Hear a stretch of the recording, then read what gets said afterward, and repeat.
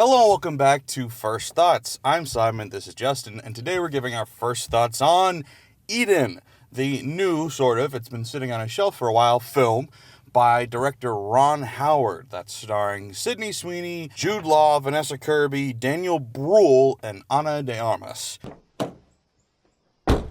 Well, that was a movie. This movie, if you haven't seen the trailers, you don't know anything about it. It's based on the true story about a group of people during the 1920s and 30s who moved to this uninhabited island in the Galapagos to start a new civilization and all the drama that went on there. Like I said, it is based on a true story. It's based on two separate books, primarily one of the two books, but two different survivors wrote their own testimonial about what happened. And it seems very, very biased, but that's okay.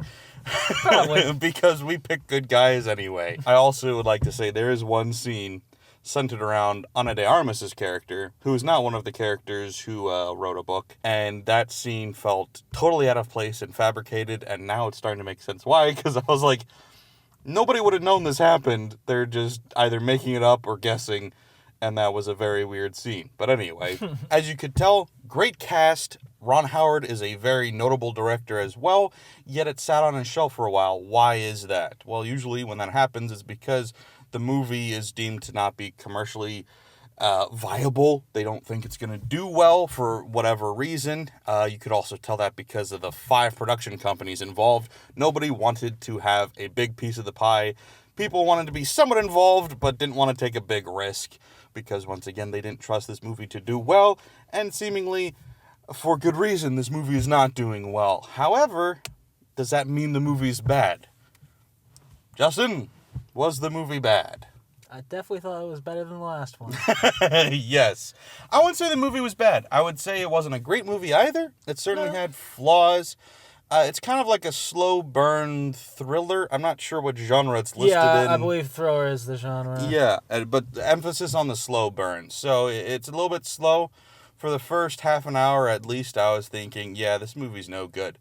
At a certain point, there's one kind of turning point for me where I started getting invested, and that was a scene involving Sydney Sweeney. I didn't think the acting by anybody was particularly good when the movie started, which was crazy because of the cast being so renowned or whatever. I liked pretty much everybody involved in the cast, and I don't know, the acting wasn't very good until like one moment, and maybe it's just the things had to start moving in order for me to be interested, and then I was like invested in characters and stuff after that point. I'm not sure. I can see that. It's a somewhat interesting story, seeing these people go to the island and get through their peaceful times together, but we're really here to see everything to start to devolve in this island and all their struggles that come after that. So it's really when they get to shine the most, get their most range involved.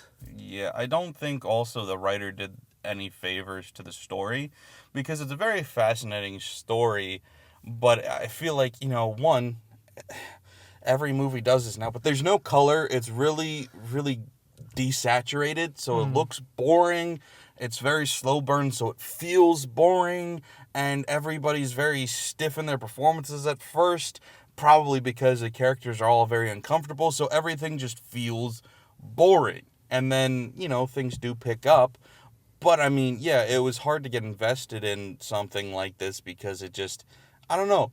I feel like there is a good plot there, but it was both too slow and not fleshed out enough. I don't know if it should have been a shorter movie or it should have been a miniseries. Either way, it's just like there was both too much and not enough there. This would have made a great, 6-episode max docuseries. So. Yeah. I was thinking 3, but 6 could have been 6 done. Max. Yeah, 6 could have worked too. I just think how it was presented, I was both bored and going, well, what else happened, And for me, the most fascinating part was at the end of the movie, during the credits, they show actual footage that they had from the island. I was like, holy shit, this is really cool. Yeah, at one point they did show cameras with certain people, but you never really know on these based on a true story. How true, yeah. Yeah, and they really got into it in the end of how true this story is, at least by one account. Mm-hmm. And that definitely heightened the interest in the story. I definitely am going to have to go, not necessarily read the books, but just like try to find some synopsis on both sides of the differences. YouTube video, maybe. I'll never get the name, and it's not important right now with the time we have, but there's a channel that does that sort of thing, like checks the historical accuracy from historical event movies. Yeah. And I'd love to see a video on that if he ever made one of this. Yeah, I mean, this is one of those stories, though, that it is based on primarily, like I said, one of two accounts, though. So it's hard to verify exactly how accurate it is because two people told two very different stories. Yeah. And so you kind of just have to pick a side, and they certainly did. So, I don't know. I enjoyed it, but honestly, more because I was like, the fact that it's real made me interested. For me, Ron Howard normally, I feel like, makes fairly exciting movies with compelling characters, and this was the opposite of that, despite the subject matter being so compelling. Like, I loved the philosophy, too, the philosophical questions being asked, because Jude Law plays this German philosopher who goes there to, like, write his own manifesto and questions his own beliefs throughout the movie and changes and veers off course and all these things. And it's like, that is so fascinating to me, yet I'm still not as invested as I wish I was. So, I don't know. This felt like it should have been so much better than it was, but ultimately still it wasn't bad. I was entertained. And I enjoyed it. I just wish it was more than what it was. Like we just said, probably should have been like a mini-series or something. Right. So, yeah, I'd still give it a positive rating, but not super positive. I'd give it like a 6, maybe a 6.5. And we are in alignment again. I give it about a 6. Yeah, good, not great. Yeah. It felt kind of like, I know this doesn't hold the same weight as it used to, but it felt like a TV movie. Back in the day, that's kind of what it felt like. I could see that. This could definitely be some sort of like TV miniseries, just like a 2-season thing, a 1-season, maybe a long one. I don't know what, but something there. Yeah, just with like if you ignored how famous the entire cast was, this would feel like a TV movie. It would make the first like 40 minutes of peace and awkwardness go a little bit better. Yeah, probably speed that up a little bit. Because it certainly felt like Swiss Family Robinson or a very serious take on Gilligan's Island. I don't know. It was like just, survival of the fittest. And it's like the movie split up into, I think, 4 seasons, if not 3 seasons. And so it's like each season, hey, there you go, could be an episode, ironically. But it's like, it starts, and I think they get there in winter, and then it's spring, and then I think it ends in fall. I think they go through the 4 seasons. And so it's like, maybe flesh that out a little bit more. Like, I don't know, even my favorite moment, which was the one specific scene, I was like, I feel like this could have been more. They could have done more with this, but I don't know. Nitpicking, really, but yeah, I think it was good, not great. Like, I'm repeating myself, but ultimately I liked it more for the concept, or I guess the true story, than the actual execution of it. Despite, for some reason, having a great director attached and a good cast attached. Yeah, a lot of great actors in this. Yeah. And some solid performances. Like, I enjoyed Ana de Armas' character when she gets to get going. I enjoyed all of them by the end. Yeah. I think it started slow, but I enjoyed all of them by the end. Because, like, the movie starts with Sydney Sweeney having a voiceover monologue, and it sounded really just stilted. And so I was like, oh, no, is this a bad Sydney Sweeney? I just spent so long defending her last week. And then she had, like, I was alluding to one of my, if not my favorite scenes in the movie, around the middle of the movie. I thought she had a really good moment. I do think it's funny, though. Kind of a deep cut here, but this is the weirdest sequel to Lemony Snicket's A Series of Unfortunate Events I've ever seen, because we've got Jude Law on a typewriter the whole time, and I was just like, man, Lemony Snicket really fell off. What happened to him? Anyway, so we're going to get into spoilers now. Hopefully you enjoyed this. If you did, please leave a like, comment, share, subscribe, follow, all of that. It does help a lot. But yeah, if you don't want spoilers, you click away, go watch it, come back, and we can talk about it then. Thanks, guys. Bye. So, spoilers. The scene I was alluding to is Sydney Sweeney gives birth under the worst circumstances possible. Nobody's home except for people that want to steal from her. She gets chased by wild dogs. Yeah, and they're just waiting for her to pass out so they can just take the baby and potentially maybe her. They look hungry. So. Her placenta doesn't pass, so she is gonna die. Yeah, it was wow. They had to like compress her stomach and then like reach up in there and pull it out and then scrape around with a spoon. That was a rough scene, but it was also a great scene. Like that's when I was like, okay, now I'm enjoying a movie. You know, up until that point, I was like, what's going on? Do I really care? And then, yeah, like you alluded to, once it gets into the nitty-gritty of everybody hating each other and backstabbing and all that stuff, then you can get invested in that too. And that's when also characters' personalities start to shine. Like, sure, there was a weird voiceover thing there with Ana de Armas' song number, but that scene was fun. That's when Ana de Armas started to get fun as a character, where it's like, oh, she's a psycho bitch. And then also you find out she's lying about everything. So that's interesting, too. She's really psycho bitch. Also, I couldn't tell, but it seemed like early on, I could have sworn this was what was happening with Jude Law. But so his character doesn't have teeth because his teeth got infected, so he had to pull all of them. And it first looked like he was wearing like a mouth guard thing covering his teeth, and it looked like that, and it sounded like that because it sounded like all of his lines were dubbed over, like he couldn't talk properly with the thing in his, like the shit in his mouth. But then later it looked like CGI, so I don't know if they tried one way, gave up, and switched to something else, or maybe I just missaw or misheard early on. But it really sounded like they had to dub his lines for a while there because he was like, I'm trying to talk, but I can't fucking say anything. Sometimes practical effects don't work.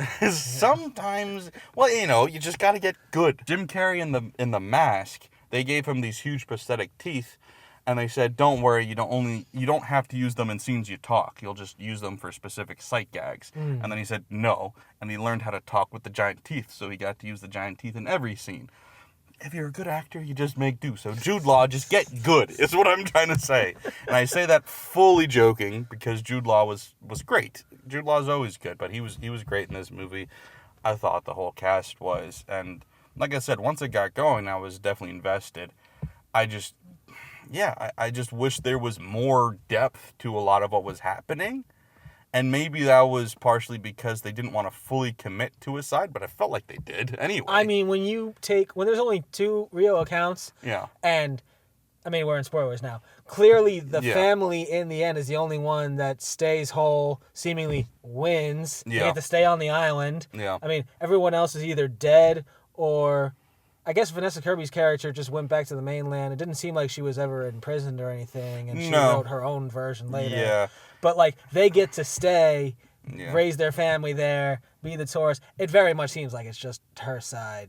Although it makes me very curious of what Vanessa Kirby's character's version of the story has. Yeah, and just because you win doesn't mean you're right. The victor gets to write history, but that doesn't mean it's true. Yeah. And Vanessa Kirby's character died from complications 15 years later. Doesn't mean she was the bad guy because she died. The movie certainly portrays it that way, but I'm just curious. But that Ana de Armas scene where she got turned down by the what was his name, Hancock guy? Oh God, yeah. I was just like, this feels like, no, like why would an old dude, an old rich guy, turn down a beautiful woman from trying to sleep with him, even though he knows she's a fake? That was an interesting one too, because it's just like, how much do they really know about her? Exactly. Yeah, I was like, this doesn't. It felt so you just scripted. showed up and she's got like, I know she's faking everything, but like, what, the governor have actual intel on her? And right. He's like, oh, when you get there, you know, there's this crazy bitch over there. Yeah, she's hot, but don't listen to her. Yeah, no, that part. That's why I was saying, like, that part felt 100% fake. The rest of the movie, I could buy. It was mostly true. That part, I was like, I don't believe this. This seems wrong. This seems like a lie. Yeah. But, no, it was...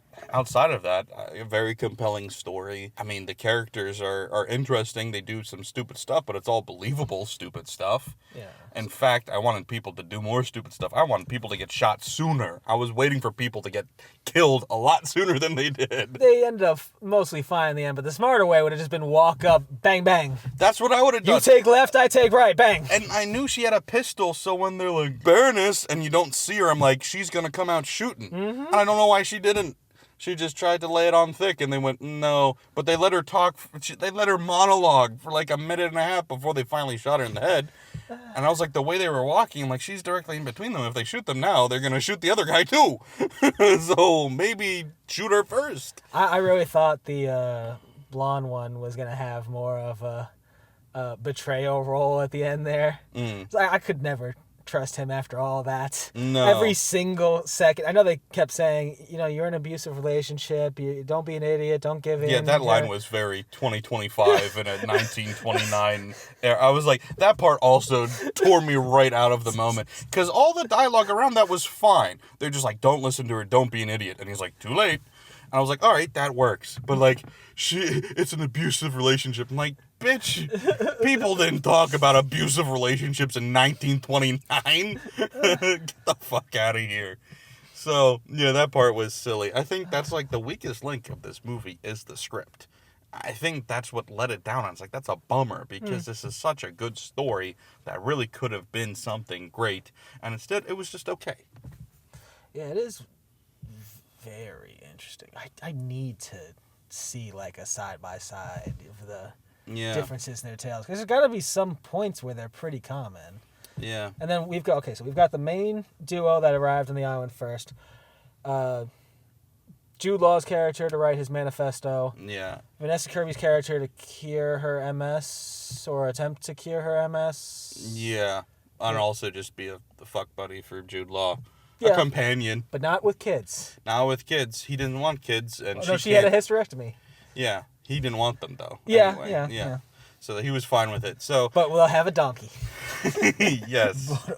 And then we got the family who showed up for, if I understood correctly, and I might have their motivations wrong, it was the kid was sick, and he was supposed to go to sanatorium, I think they said. Yeah, he needed medical care that they couldn't afford. Yeah. So they're like, we'll go there because this magic island will cure all diseases for some reason. I feel like I've heard of stuff like that. Yeah. It was like, oh, we're in the city, and it's dirty here. Sure. Let's go out into the clean air, and that'll cure all of your diseases. Yeah, let's go to a vacant island where nobody lives. That's a great idea. And then, ultimately, Ana de Armas, the Baroness, wants to do a hotel chain, which ironically is what ends up happening with Sydney Sweeney, which I was like, that's another part where I'm like, I don't know if I trust you entirely either. I know you're portrayed as the good guy in this, but I have some questions. Well, listen, the foundation is already starting to be built. I mean, why let it go to waste? Yeah. But, so, it's funny, because, like, the more I think about it, the more I'm like, maybe I just want a documentary. I don't need a movie about this. I just want a documentary. This would have made a great docuseries. Yeah. Yeah. Especially because, like, the way I jumped up once I saw the real footage. And I was like, oh, look at them. There's the Baroness. There's the doctor. Oh, look, the real dad has a mustache, not a beard. That's interesting. I guess it makes sense. That was the era of the military he was in. He would have a mustache. Yeah. Interesting. But, yeah, no, we got this movie. I'll have to look up and see if there is a documentary, because I'd be very, very interested in it if there is one. It's a fascinating story. I feel like, I don't know if they actually still not do it or not, but I feel like streaming services used to be better of a movie comes out, even if it's not insanely popular, just immediately putting out some sort of documentary about it or some sort of true-to-life story. Ride the wave. Yeah. Same thing where there's always like a Sci-Fi Channel ripoff around the same time too. So maybe we'll get both of those, or maybe we'll get neither. This doesn't seem to be extremely popular or anything, but it would be nice to get some companion films. Everybody getting taken down is pretty wild. After starting all the stealing and most of the conflict, the various, I guess nobody would die at that point, but there's a couple of, like, not really attacks, but essentially they deem that Ana de Armas and her people are too much for everyone to handle, so they go to kill them. Brule's character stabs Ana de Armas is like one of her many boy toys. He's like the bodyguard. She gets shot in the head.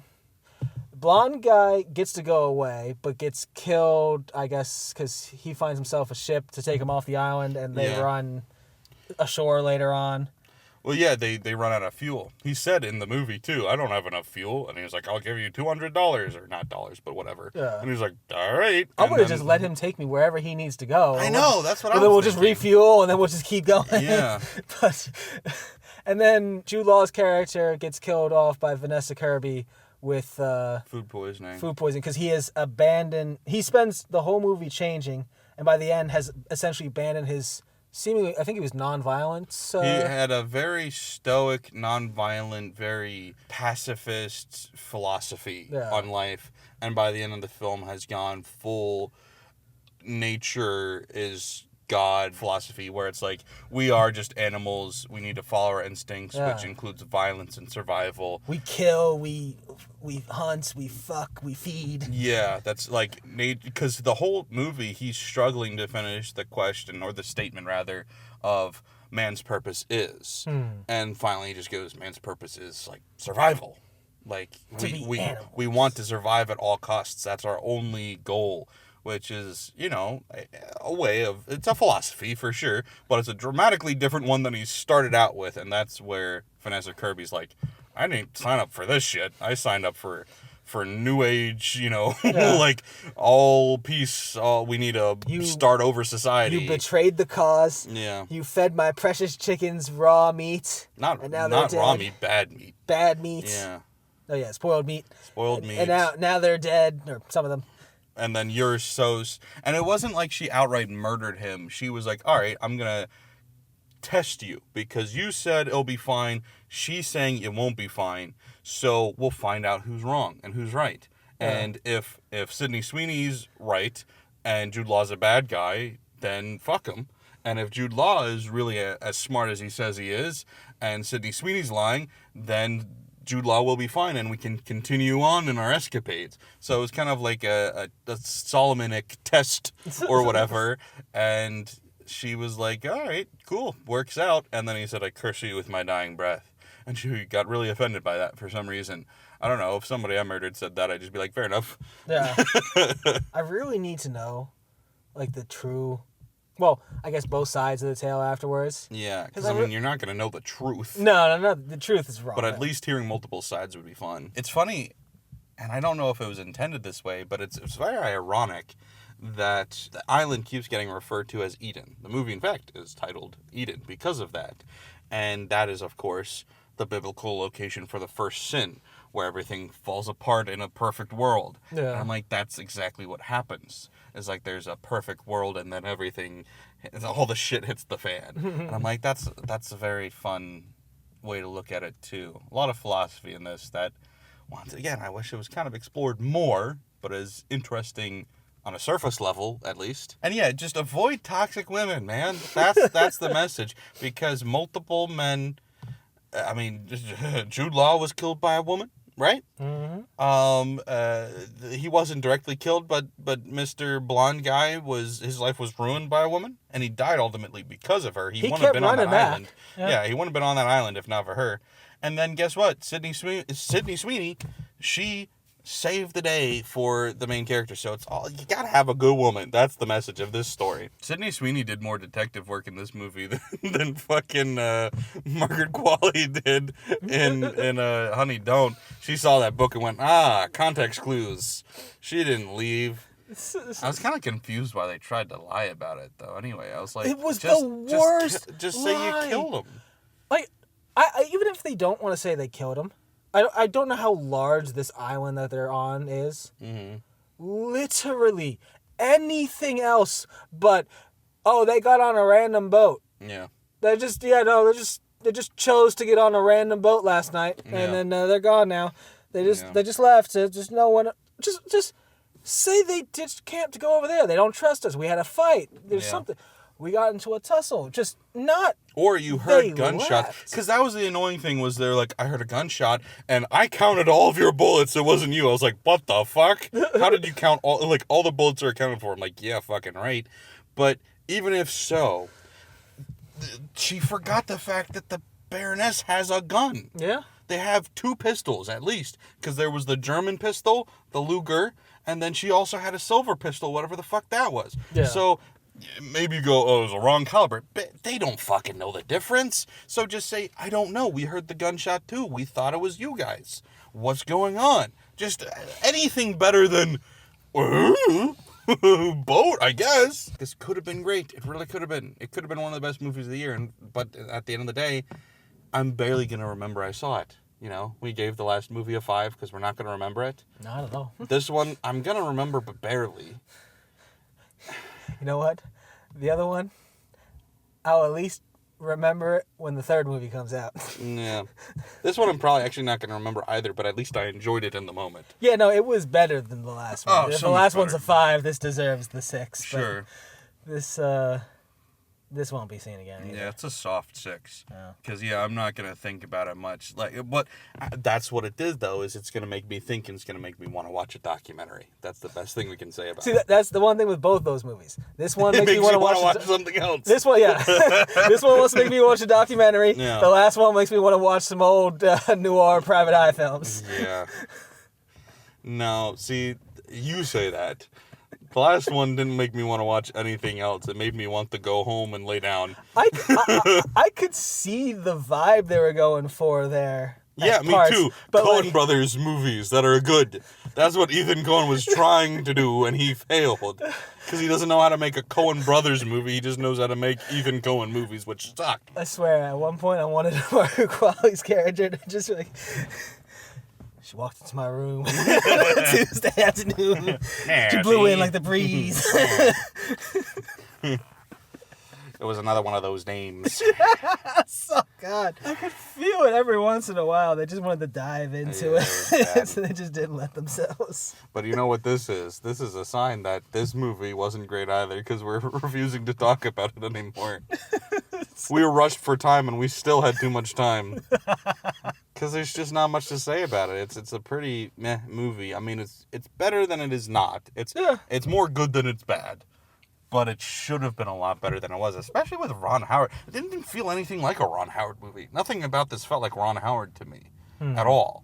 Not that Ron Howard has like a super unique style, but this didn't feel like anybody. That's kind of part of why I was saying, like, it felt like a TV movie. Because it's just like, when you watch a TV movie, you don't go, oh man, this has got such a unique style to it. It's just like, yeah, everybody involved is just trying to break through. We're going to leave it at that. It's fine. It's definitely worth watching for the story, but ultimately, I'd probably recommend a documentary more, if there is one, if you can find a good one.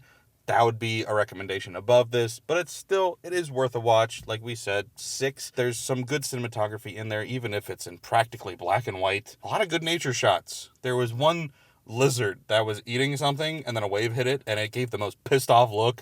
I loved that lizard. It was my favorite character. But yeah, a lot of great nature shots. Overall, a decent movie. You don't have to rush out to see it, but maybe catch it on streaming or something like that. Yeah, I gotta agree. A docuseries definitely be better. If it has both sides. I just need to hear both Vanessa Kirby character, Sydney Sweeney's characters. Just so we can compare and contrast here. Side.